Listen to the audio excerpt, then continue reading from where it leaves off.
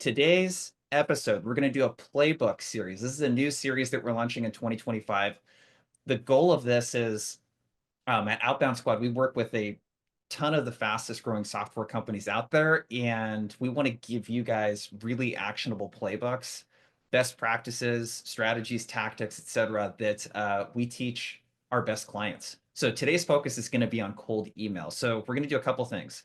We're going to talk about the state of cold email. Once we give the state of cold email, we don't want you guys to sit here for an hour and not get anything tactical out of this. So we're going to give you a framework called the reply method that you can use to write better emails.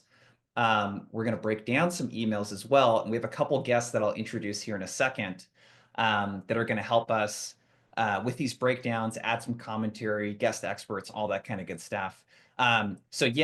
So for those of you asking, the call will be recorded. We'll email this to you guys afterwards.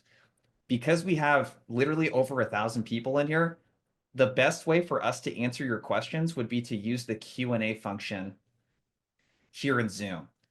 So if you drop a question in the chat, we're probably going to miss it. If you have something that you want to get answered, make sure to click the Q&A button at the bottom, and we will do our best to answer that. Okay, so before we dig in, want to give a shout out to our two partners that make these webinars possible.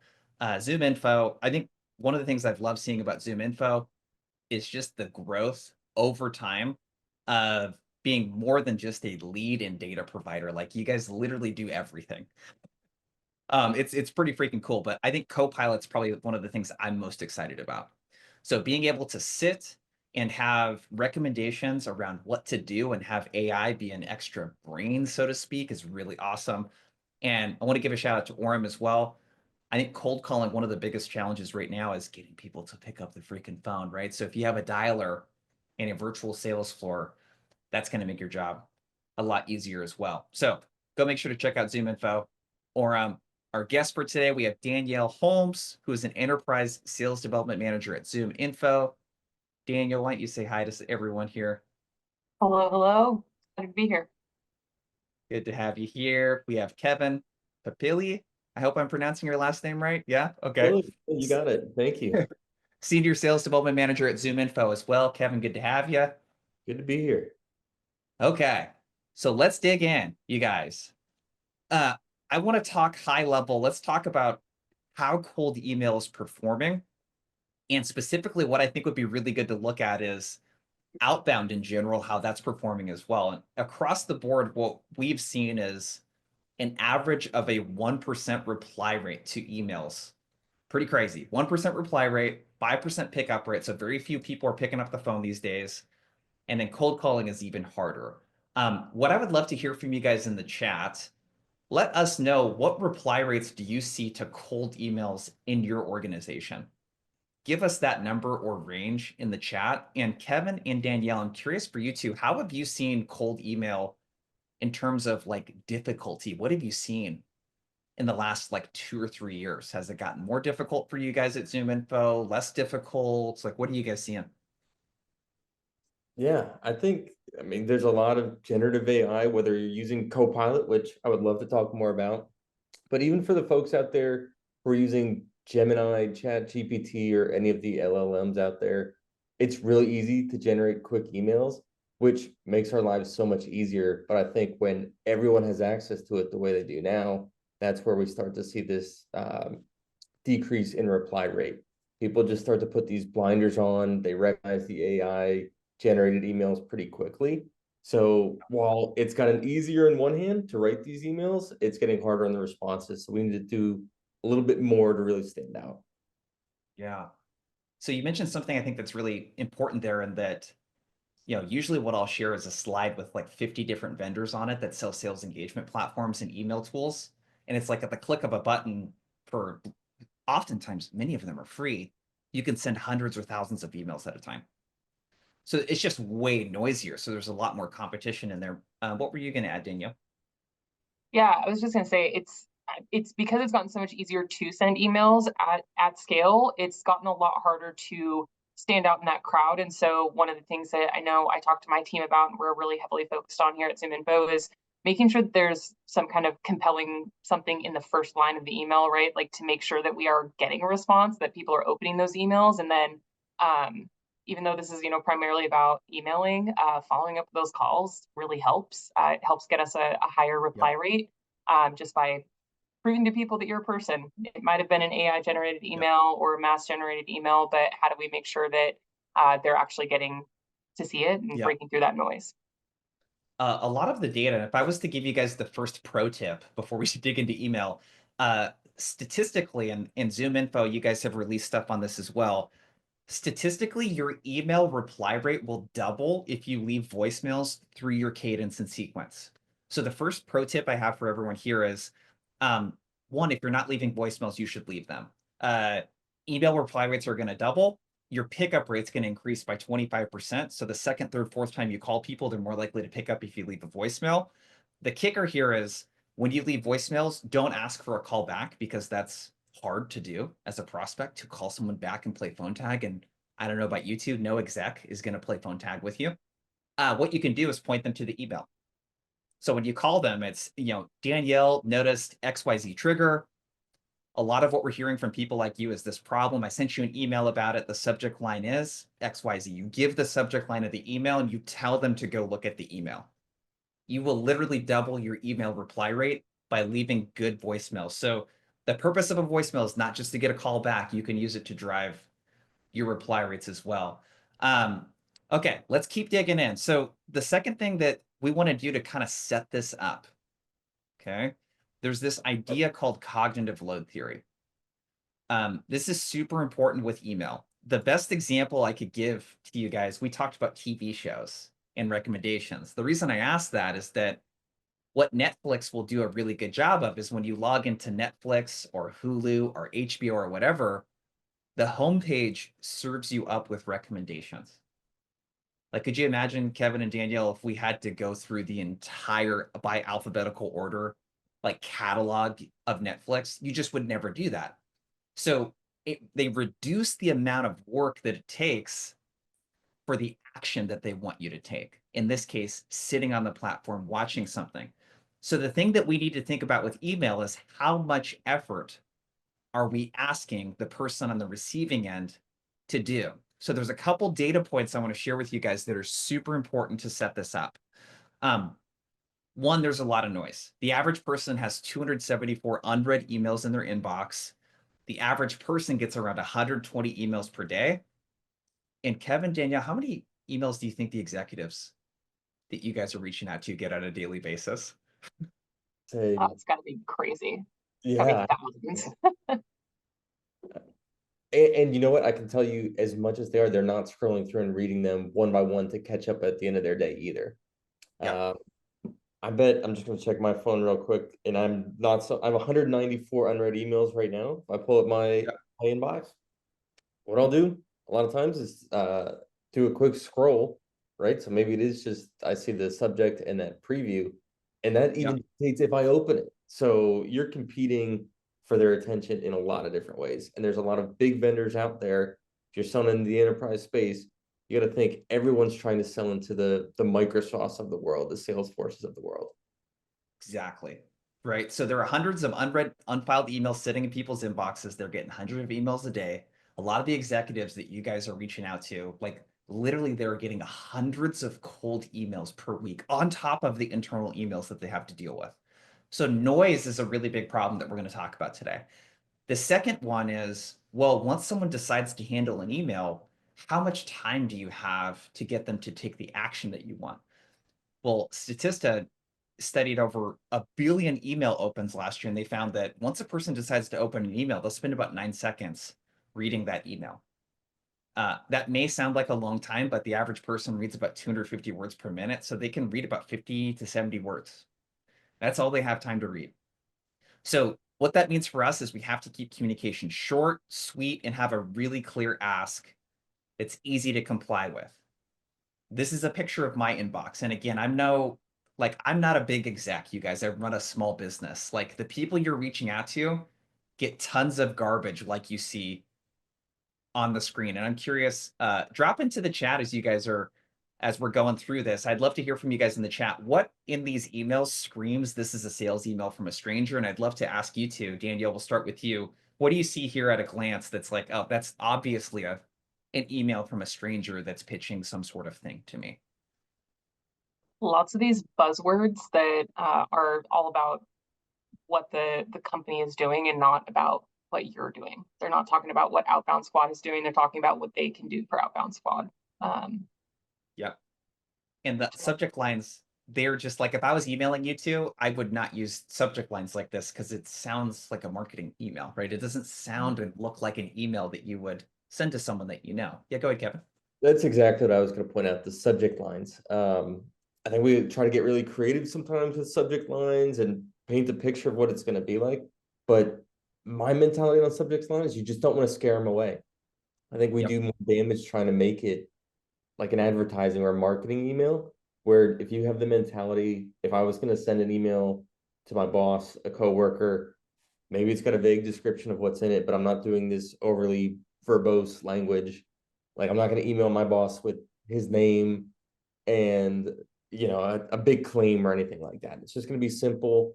So when you look at your subject line and you're trying to think, what should I make my subject? Think about what would disqualify it more than what's going to make it like above and beyond. I think you just want to avoid anything that's going to deter people from looking at it. Exactly. And we're going to talk all about subject lines here in a bit. So I want to give you guys an example, like email breakdown of something that I got. And then we're going to look at a couple of other ones that like have some good before and afters. But if you guys are sending stuff that has the look and feel of what you see on our screen here, it's like, this is the stuff that's really easy to ignore. Unlocking efficiency, super generic. Right? I recently reviewed your website and noticed some areas where we might be able to help Outbound Squad. What did you notice? That's what I would like to know. Give me the goods, right? Give me the goods. Tell me what you noticed. Make that the subject line. And then generically listing out the services. Nothing related to my industry here. It's like our latest project in the same industry, they should put in the sales training industry or with consultants or trainers or coaches or whatever. And then kind of like a okay CTA. This is like 90% of the emails that I get, maybe more than 90, probably 99%. They look a lot like this. And what we're trying to do, the problem that we are trying to solve is that emails have this one-to-many marketing style look and feel. They're very formal and filled with corporate speak. They're high effort to read and respond to. We want to do the opposite, you guys. Okay. The reframe here is like, how do I have a one-to-one and personalized look and feel? That doesn't mean I need to customize everything, though. How do I make it sound more human and one-to-one? How do I keep it concise and conversational? And then low effort to read and respond to. This is literally the difference in our experience of a rep that has a 1% reply rate versus a 10% reply rate. So what I want to do now is I want to start getting into the tactics of how a good email comes together. The first strategy that we're going to talk about is mobile ready emails. And I'm curious, as I'm pulling that up for you two, how do you guys like the phone? What role does that play in how you handle email? Do you open emails on the phone first and do a lot of the triage there? Do you reply via phone or desktop? I'll kick the question your way first, Kevin. Like, how do you handle emails in mobile? What does that look like for you? Yeah, it's funny. Just a moment ago when I was showing you, here's how many unread emails I have. Notice I pulled up my phone. A lot of people do check their email on their phone, including executives. They may be bouncing from one conference room to another and quickly getting emails while they're making that walk, and their replies are going to be just as quick. So it's really important that you're writing your emails so that they can be read quickly on a mobile device. So paragraphs, ton of links you need to dive through. It's going to be really tricky to do it that way. Yep, absolutely. Yeah, Daniel? I know even my SDR team, like they'll be responding to emails on their phones too. Like, and I always challenge them, if you're looking at it on your phone and you're reading your own email, you're getting to ready to reply, look how long you're scrolling to get to the bottom of your email of what you sent. And it really helps kind of open their own eyes. So everybody from executives down to SDRs are on their phones. So mobile readiness is huge. Absolutely. So let's talk about that. I want to give you guys a quick preview. Make sure to stick around till the end of the webinar. What I'm going to be sharing with you and again, this is something that we build for our clients that we're just going to give you for free. There's an email design kit. So this is going to have everything from like tips to writing emails faster. I don't know if you two have ever tried this. Doing voice to text can be a really great way to write a great email. We're going to have our framework in here, subject line formulas, call to actions. There's breakdowns of real emails that you guys can see. So make sure to stick around. We're going to share that with you. And then we're also going to share this email mastery document. So this is like book form, everything that I'm going to show you today. So what I want to talk about first is this idea of mobile ready emails. Okay. There's a couple things that are super important. Just like Kevin and Danielle shared, prospects are 8 times more likely to open up emails on their phone. Most of the time, execs especially will triage the inbox and they'll decide if they're going to archive, delete, save stuff for later. They'll do that over the phone first. When we mobile optimize emails, we're going to have a higher reply rate. And there's obviously diminishing returns. We can't send emails that have 15 words, right? There has to be some content in the email. But in general, the shorter the email, the higher the reply rate. So first piece of data that I want to share with you, in general, we want emails to be around 75 words. It could be plus or minus 5, 10 words, but around 75 words. We want to use 1 to 2 sentence paragraphs. So here's a visual. This is an email. I don't know what you two think. This is not the worst cold email I've ever gotten. I mean, it's customized, turn complete strangers into paying customers. It's about ad spend. They talk about coaches. This is how that reads on desktop. This is how that reads on mobile. Same email. Mobile, desktop. Which one's easier for you two to read? Mobile, desktop. Say the mobile version to me. Oh, really? Yeah, probably. I like the white space in the first email because it is easy to see how it breaks it up. But the left to right is a big thing, right? If you visually your eyes, and it might be because I've got a full screen here to view it on. Yep. But to go across long lines, that is something that takes some mental. You're talking about like the mental capacity. Yeah. Well, I was gonna what this say email? desktop. Go I ahead, think Dana. desktop's easier to read on this one personally, but I'm mostly because I'm like looking at it from a spatial thing. I looking for those main words in it. I'm not reading every single word. I'm just kind of looking over and I see also I notice that you run like so that Yep. personalized bit that's in there is over on the right side of things. So by the time I get over there, that's where it's starting to talk about me, right? It's where it's starting to talk about Yep. you, Jason. So I think I'm getting more from the desktop personally, but Yeah. And you can see we have really mixed answers in the chat too. So the idea here is on desktop, I'm going to show you guys a visual here in a second. My eyes, I don't really read all the stuff over here. I read the stuff here on the left. I read the first couple words of the sentence and I go down to the very bottom and see like, what is this person asking me to do? With mobile, for me personally, my eyes kind of glaze over when I see this and I just don't want to read it. But the thing that's really important here is that even on desktop, you can see like when we have really long sentence structure and long paragraphs, the text spans the width of the screen. Like you're looking at a widescreen monitor that I'm showing right now. The text will span the width of the screen. And the stuff you see here in red, that's where people spent most of their time looking. The stuff in green is where they spent the least time.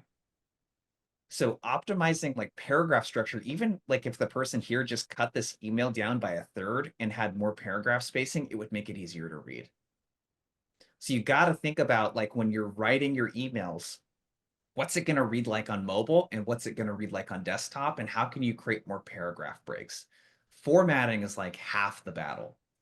By the way, a hack, I was talking to my wife, Sarah, about this yesterday because I was coming up with an email for an in-person event that we're doing.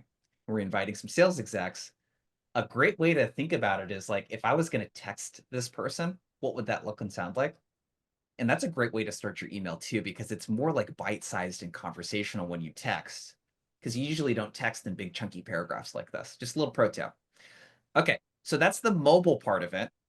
The framework behind this, and what I want to do here in a second is we're going to show you some examples of this template and framework in action.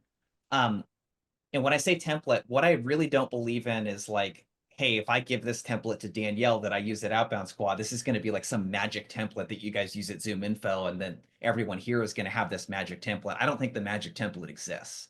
You got to create your own templates.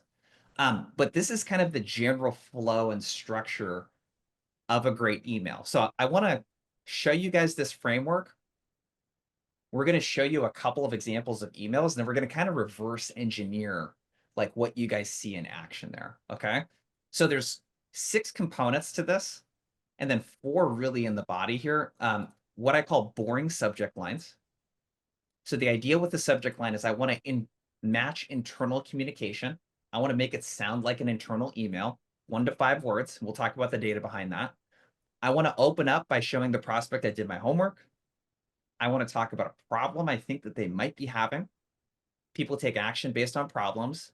I want to show value and social proof, and then I want a call to action. I need to ask them to do something.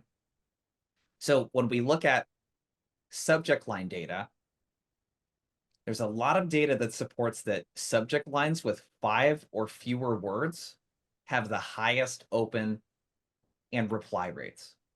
So 5 words or less is going to have the highest open and reply rates. And I like to point out our friend Will Allred over at Lavender. He's got a platform.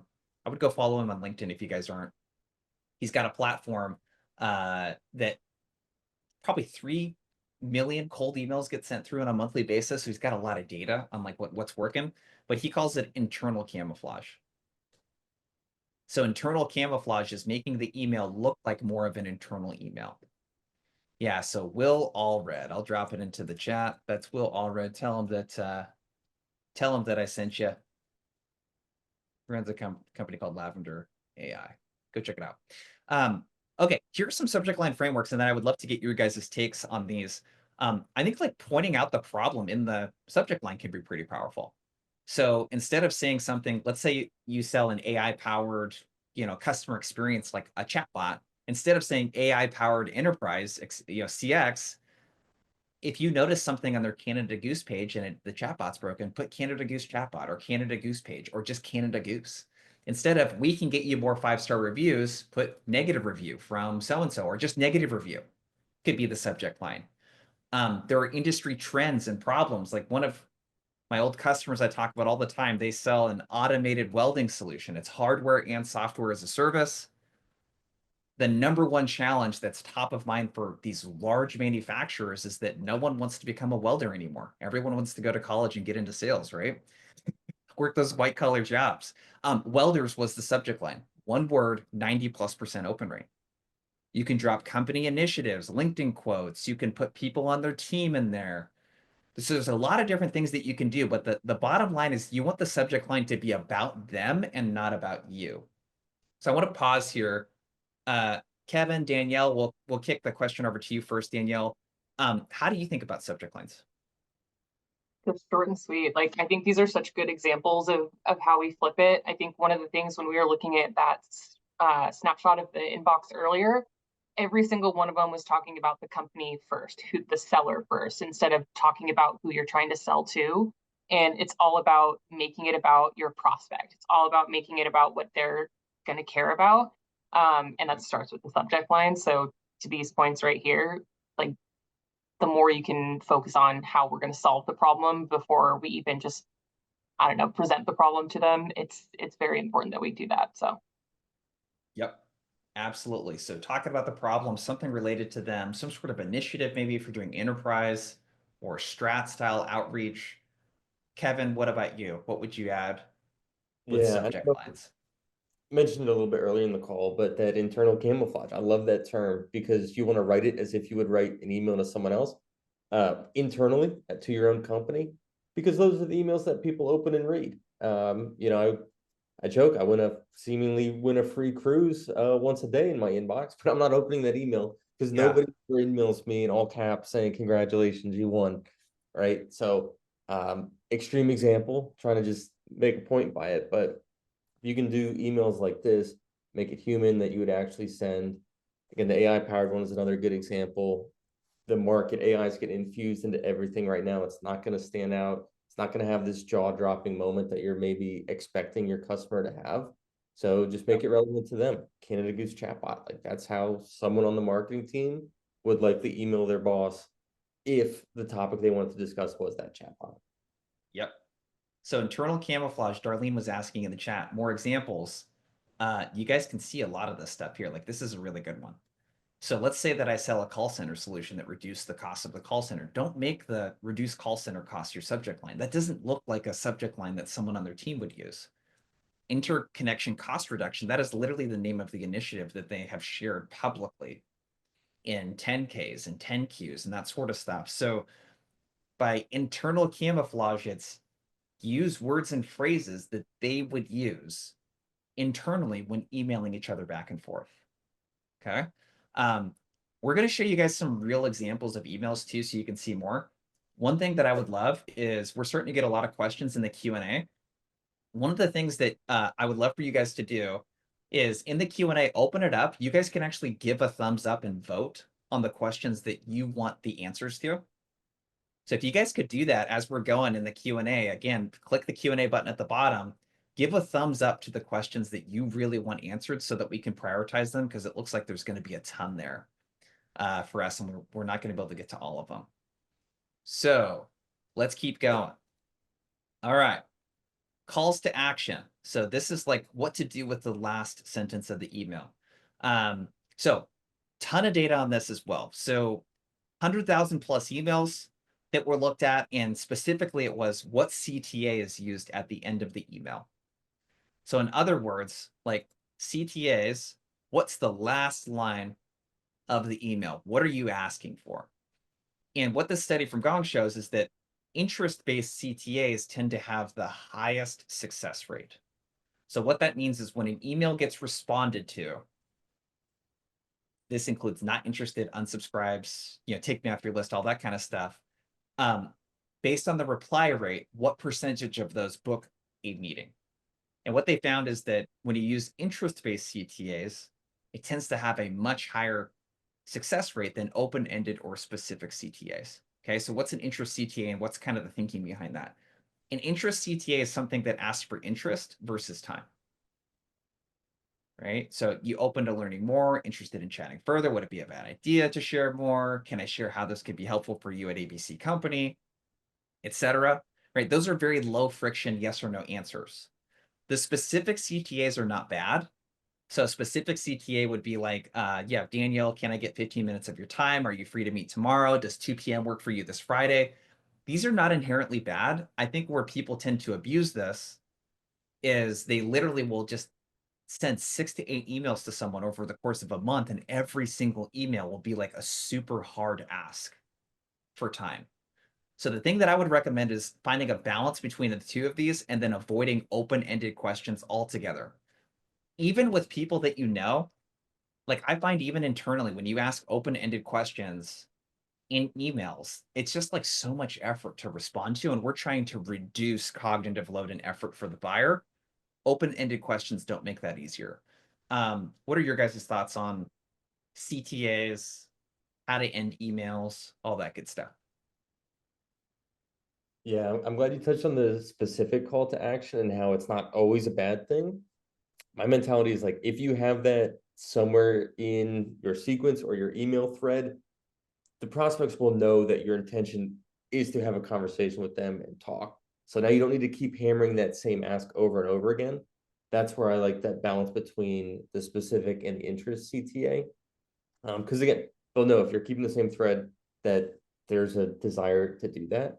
So I like doing the interest one. I also like dropping a line, something like, if you're open to learning more, I have a few thoughts for you, right? Like we want to be able to share, like, hey, we've given you a taste of how we can potentially help. If it's I've got more I can share, right? Like it's that temptation, you want to get them on the hook. And then once we sit down for the meeting, you don't want to give absolutely everything away in your email. Yeah, and I'd just add that on the interest-based CTAs, it really helps to like jumpstart that discovery process too, right? Like that's what's next. Once we get the response from the email, we're working on doing discovery. And kind of opens up that door to start understanding more, and it can open up so many more doors, right? Maybe it's not meeting with that exact person, but it allows them to say, hey, this isn't my responsibility, but here's so you can. So it opens that door for referrals instead of just, giving them that the open-ended and even the very specific ones open the door for no. But the interface opens the door to so many different places. So big fan of those. Exactly. Okay. So let's shift gears. We've talked about framework. We've talked about data. What I want to show you guys is what does this look like in action? So again, I'm going to share this document with you guys in the chat here in a bit. So make sure to stick around until the end. We'll give you these documents. They're free. It's going to help you write great emails, all that good stuff. Okay. So this document's got the framework in it, our subject line formulas, our call to actions. I want to talk quickly about spam. Spam is like a very real thing right now, and a lot of cold emails are getting stuck in spam. There's a few big things in here I think that are super important. If you're finding that your open rates are pretty low, turn off click tracking. You want to avoid using spammy words like free or using $ in emails, that sort of stuff. I would highly recommend staying away from links or media in the first email at least. Some of you folks were asking about dropping videos, about dropping screenshots, images, GIFs, etc. Those are all great, but if you put them in the first email, it's very unlikely that that first email will go through. And if the first email doesn't go through, the rest of them are probably not going to go through either. Mail Tester is a tool that you can use to test your emails. Is this what you guys recommend too, like with bounce rates, keeping it under 5%? Yeah. So bounce rates are super important. Don't send too many emails to unverified email addresses. If you have more than a 5% bounce rate, what will happen is all your emails will just start triggering spam. This is a tough one. I was Go ahead, like, Kevin. admittedly, we're super spoiled on that one, right? With the contact data that we have, so it helps us avoid overages on bounce rates. Yeah, and you guys have like never bounce, I think, built into Zoom Info now too, right? So Yeah. you got to verify your email addresses, you guys. This is a tough one. Unless you have multiple inboxes, like you really don't want to be blasting more than 50, 100 emails tops like per day out of your inbox, because you're going to have 50 to 100 emails going outbound plus all the emails that you're doing internally. And it looks really unorthodox and it looks like a spammer. And the number one thing is avoid being marked as spam.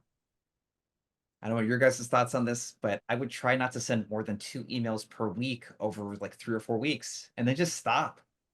Once you get marked, once someone unsubscribes to your email, like you can't email them again, right? So don't do things that would prompt people to mark you as spam.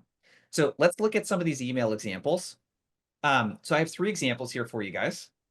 And the way that I would love to do this is I want to show you the original email before the rewrite, get your guys' take and feedback on it, and then we'll show you the rewrite. So Kevin and Danielle haven't even seen these emails yet. So this would be our first time looking at it. So let us know in the chat what you guys think.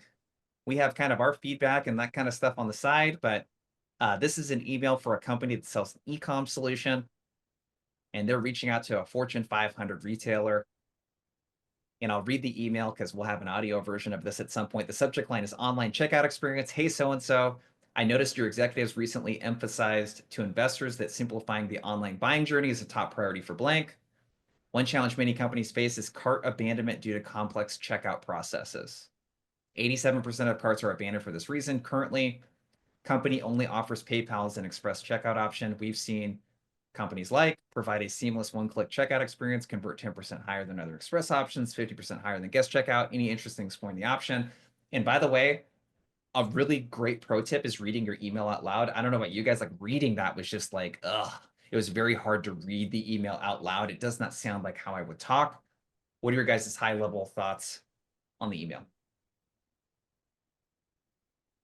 I do like how it starts with the observation, right? Like it does show some research going in there. The part where that probably gave you that feeling reading it aloud that felt bleh, I think is going to be those percentages, which is great. Like it's so conflicting because so many people, they're like, this is super logical. I've laid out the logic. Why wouldn't a customer want to do this? But something I always try to come back to is people buy based off emotions, like how they feel about it, and then they justify it with logic. So sometimes we try to put the logic first and try to just, make it make sense that way. But some of those figures just don't land. Yeah. And there's too many numbers. There's 3 different percentages in here. Yeah. Yeah, when we go back to thinking about the earlier thought of when you're reading this on mobile versus reading it on a desktop, like no matter what, I'm looking at those numbers first, like those stand out to me, and I'm seeing 87, 10, 50%, like those, what's the correlation? I need to be able to really quickly see those numbers and understand what story they're telling me. There's just too many words in this around the numbers when, if you want the numbers to be the thing that stands out, like pick one. In your first email, pick one that you want to be the number one thing. And then in your replies, you can add in the rest of those facts and figures, but keep it to one per email is like my personal preference. That's a golden rule of emails. You can always send another email. Mm-hmm. Like, in fact, you kind of need a reason to send another email, so save it. You don't have to share everything. So this is the rewrite, and feel free, you guys, like, this is stuff I've worked out with clients that I know does get replies, but that doesn't mean that everyone here has to like it, including Kevin, you, and Danielle, you as well. So in this rewrite, what we did is I said, hey, if I research that executive, they just threw a town hall in a specific city. Let's make that the subject line, a specific city town hall.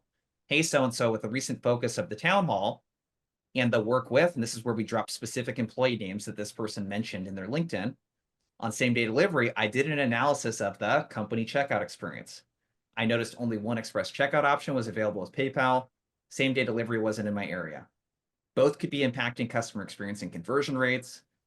A similar company fixed these and reduced cart abandons by 9.7%. Here's a 60-second video on how your checkout experience compares. Or I could ask, cool if I send over a video I recorded on the checkout experience. And then if they don't reply, I could bump it with the email, right? But I've got good internal camouflage, good attention grabber that's customized. The challenge is super specific. Then I have my relevant social proof plus outcome. What would you guys do differently here? And then here are the bump emails, by the way. So you could bump it with, here's the case study with so-and-so. This is a pro tip for senior execs too. So you even touched on this as you were going through it, but the 60-second video is something that I probably wouldn't include. We spent some time talking about spam emails and making sure they get through. In my experience, if you have links to external websites, they could impact the deliverability rate. So videos are great, but also it does create a little bit more friction. You're almost now asking the customer to do a little bit of homework, click the link, watch the video. I like how you call that 60 seconds because that shows them it's not going to be a huge time commitment, but still you're taking the ask from what could be simple, this in email or on your phone, and pushing them somewhere else to do some more work. So I like the email. I like the rewrite. The white space is just visually easier to digest, feels more conversational. But if I had to critique anything, it'd probably be the video towards the end there. Yeah, and this goes against what I recommended earlier too. So this should be formulated as a question. This should be formulated as a question. Yeah, I recorded a 60-second video of the checkout process and an opportunity to improve blank. Cool if I send it over, kind of thing, right? Yeah. Yeah. Cool. And then you can see like how you can bump emails too. That's kind of the second strategy that we haven't really talked about is like spend the most amount of time on that first email if you're going to customize something and then bump it with really short emails. Like try not to send really long-winded emails back to back to back. Okay, let's look at another email. Okay, this is for a company that sells something very, very different. Cybersecurity.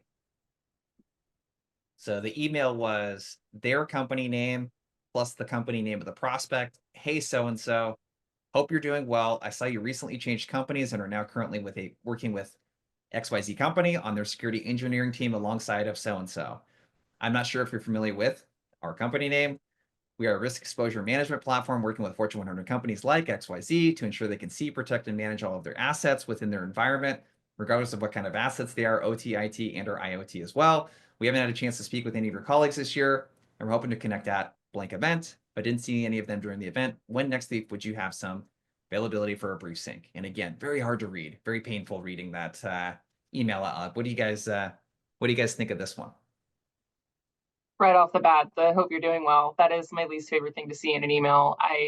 Nobody wants to see that. That's honestly at this point a trigger for spam in my mind. If I'm looking through my inbox and I see something that starts with "hope you're doing well," it's a sales email, it's a marketing email. It's going straight to the trash.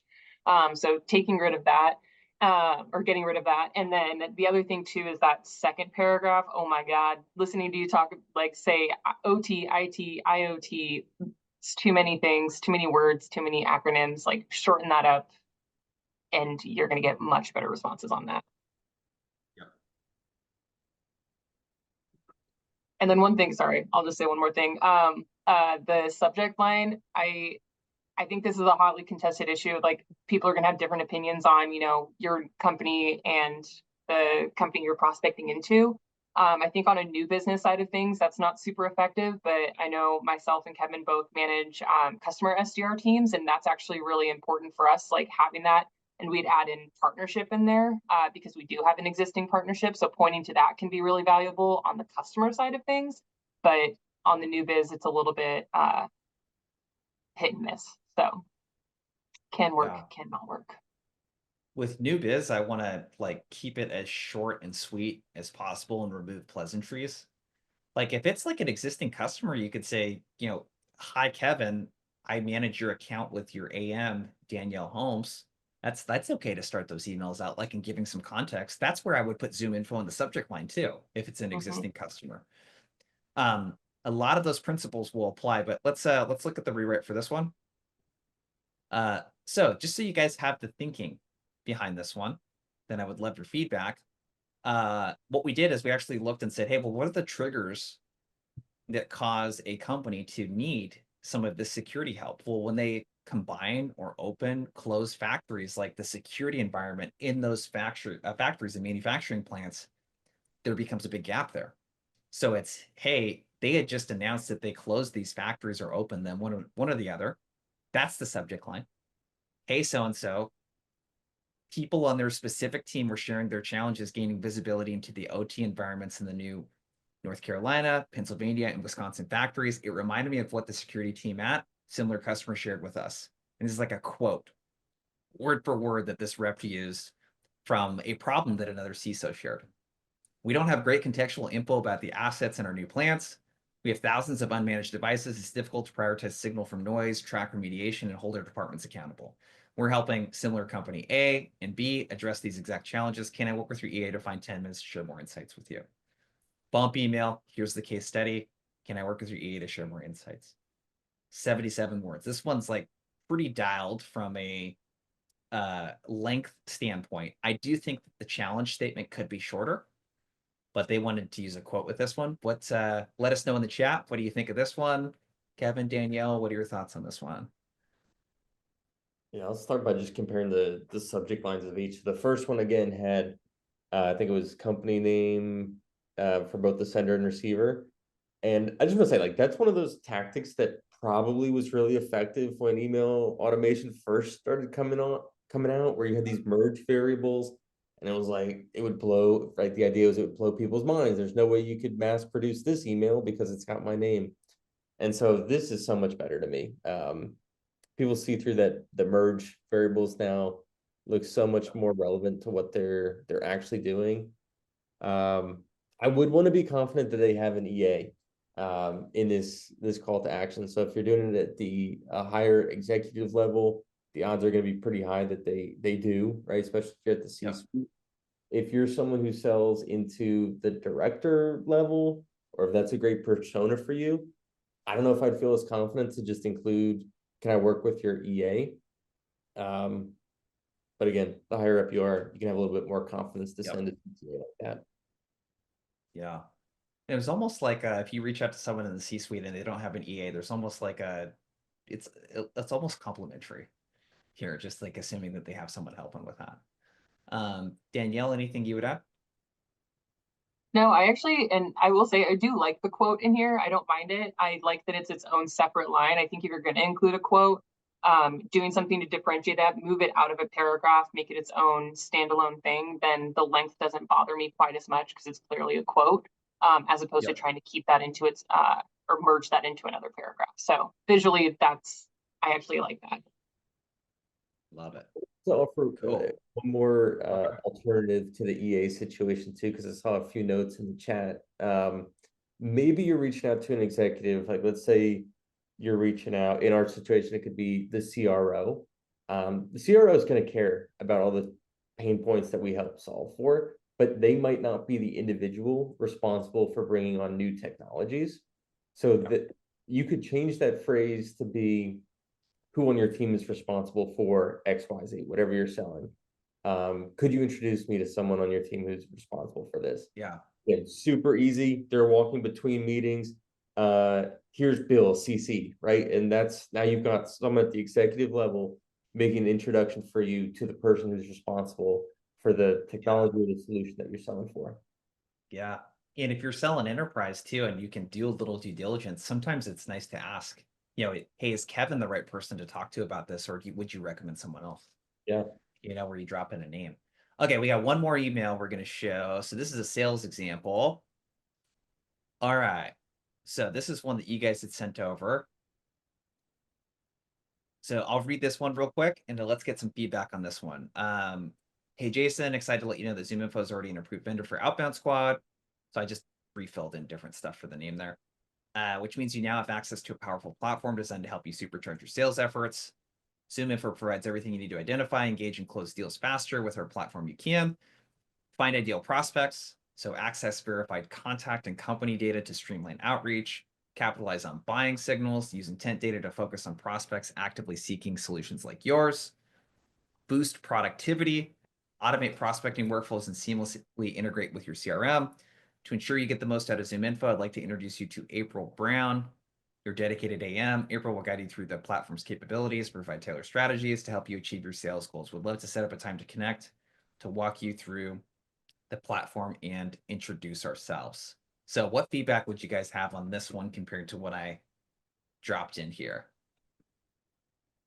You can see it in the chat, but like the length of this email is just way too long. This is something, I know this is one that some of our SDRs here use, and like they'll argue that it has a good reply rate, and it does have an okay reply rate, but it is way too long. There's way too much about us in there, honestly. Even at looking at the ZoomInfo provides everything you need, and then going into the bulleted list, you don't even need that with our platform. You can, right? That's additional line spaces in there that we just don't need. And everything in here can be shortened so much more. But I do think it's important, like that beginning part of introducing the context of, hey, you're already, we already have an existing partnership, right? That's another important context here, is that this is going out to an existing customer that we're trying to white space into. So having that beginning part is important, but again, it can be shortened. And I think this honestly could be split into 2 different emails, save a little bit for that follow-up email, a little bit more context for that follow-up email. Doesn't need to be this long by any stretch. Yeah, here, let's take a look at the rewrite. This is like, if I was just riffing on something, this is what I might do if I was that rep. So if this is an existing customer, let's say that we have a department that's already using ZoomInfo and getting some results. Like we help with AE self-sourcing. So let's say that's the thing. So the subject line would be like the first name of the sales leader who's in charge of that group. Hey, Jason, David's mid-market team used ZoomInfo to increase AE self-source pipeline by 20% last quarter. It would be great to share what's helping them get their A's to pick up the phone and prioritize outbound. Your dedicated AM, April Brown, is added to this email. Can we send over a few times to connect with you later this week or next? Super short, sweet. We got social proof there with the company. We talk about the problem. We're making an introduction to the AM. And then again, we could drop a case study into that bump email. Interested in hearing how you could leverage some of the insights from David's AEs. Like, think about like how you could leverage some of the internal insights and outcomes that we've already achieved, was sort of my thinking. What do you guys think? Is there anything that you would do differently here? No, I like that rework. I think it looks good. And I think even if you were to think about this for those people out there who are operating on a new business model and You can do the same thing with social selling. Think about your existing customers that you already have, who might be a direct competitor that you're trying to reach out to, and that you guys are already that maybe is already leveraging you, and how you can spin that into their I don't know, get them to answer and think about it. I think anytime that you can basically create that that envy within people that, oh, they're doing something that I'm not, we should be doing that. I think it's good. So Yeah. Yeah. Go ahead, Kevin. I was going to say, not to take us back, but if I just wanted to point it out, if we scroll back to the original email, when we kicked it off, I talked about how LLMs, whatever you're using, ChatGPT, people start to get a sense, whether it's like bold in your face or not, there are some things that will signal to you that this was written by one of those models. And to me, what stands out, a powerful platform designed to help you supercharge your sales efforts. I don't know about you, but I know very few people that would use supercharge in their natural language. So you got to be really careful about this overly verbose, colorful language. I dial it out. Like, I love ChatGPT. I love all those different models to help me generate ideas quickly. Most of the time, whatever it spits out, I am chopping out words. And this would be, like, in that first paragraph, a clear example of that. Yeah. I think, again, 2 pro tips here is when you're going to write an email, like a really great way to get it conversational is to like literally open up your iMessage and pretend like you're texting the person, or use some sort of voice to text, like talk it out loud and capture that. It can be really, really helpful. Okay, so we got about 7 minutes left here. Here's what I want to do. Let me share this document into the chat. And I want to do it now because we have a lot of people that are going to try to access it, and hopefully it lets all of you make a copy of this, okay? So make a copy. I'm dropping the document into the chat. Click on that link. Yeah, Greg, this is targeted at B2B folks. So we don't have B2C examples. This is for B2B. But click that link, make a copy. That's going to have all of the stuff that we just talked about, the breakdowns, all of that stuff. Make sure to copy paste that link. I'll drop it again. Copy and paste that link if you need to so that you can grab it later because it's busy. I think it lets about 100 or 200 people access it at a time, and we have 900 people trying to get access to it. So just hang tight. Keep trying it. We'll share it a couple more times. I thought it'd be good to answer some questions. Sadipa asks, can you please suggest the email script? We did that today. So you guys have the template and structure in that document. The second question, though, is how could we scale emails that are personalized and relevant? I'll kick this first question your way, Danielle. When you think about like scaling emails and personalization relevance, like how do you think about doing that in a way that doesn't take an hour for someone to write an email?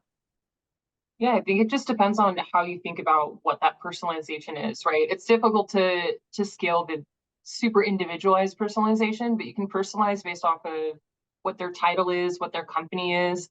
I know at the top we kind of mentioned Copilot a little bit, which is our AI tool. Like, one thing that my team is using it for is it uses our internal data, right? So it's connected to our CRM, so we can see the history of these the interactions with our customers. And so thinking about personalization on a scale of, hey, you know, we talked about this a couple of years ago and we lost the thread. Let's pick it up back up, right? That's personalization. Or even thinking about, like, what are their priorities? Think about what the priorities for the persona that you're reaching out to. And that can go across the industries. It can go across more than one company, what those personas are going to care about, right? Like, you think about your CRO, they're always going to care about increasing sales and increasing their numbers, right? So if your product is able to help do that, you can personalize at scale to those kinds of titles. It doesn't always have to be, you know, hey, Jason, I saw that you just hosted a webinar about X, Y, and Z. We can help with that, right? It doesn't have to be necessarily an individual personalization. It can be on so many different levels. And so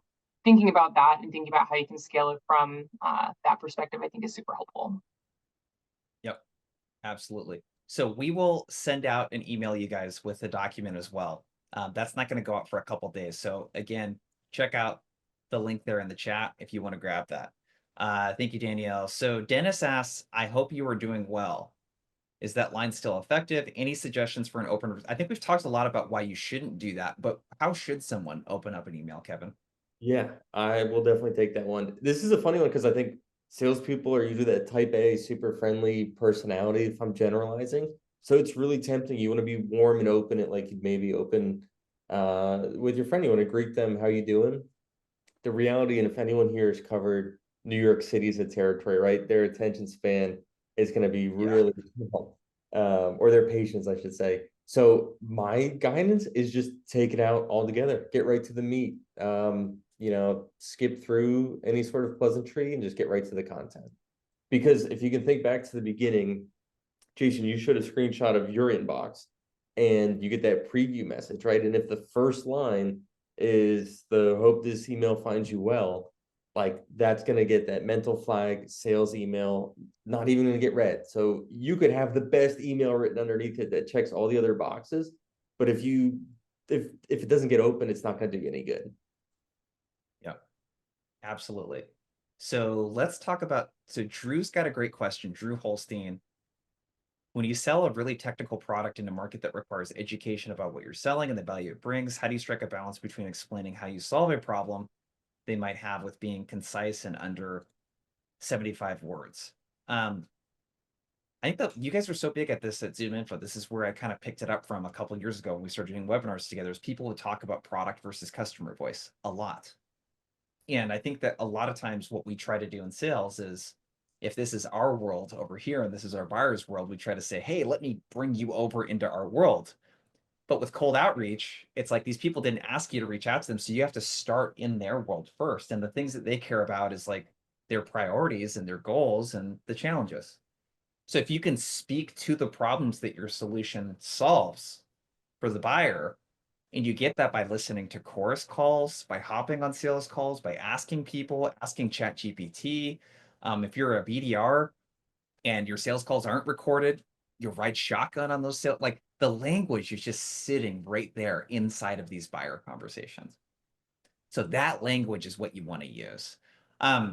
That's all we have time for today, you guys. I think the big thing that we want to leave you with is, like, if there was one thing that you took home with you, make sure to check out that document. We'll email it out again. Reduce the cognitive load that it takes to process and figure out what to do with your email. You do that in two ways. Shorten the length of the email so there's less to read, and don't ask for so much. Don't share a case study and ask for time and ask another question in the email. You get to ask the buyer to do one thing in that email. So really reduce that. This is great though, you guys. Love the engagement. Danielle, Kevin, thanks for hopping on and spending an hour with us. We really appreciate your time. And that's all I got for you guys today. Happy hunting, everyone. We'll see you soon. Later. Thanks, Thanks, everyone. Phil. Bye.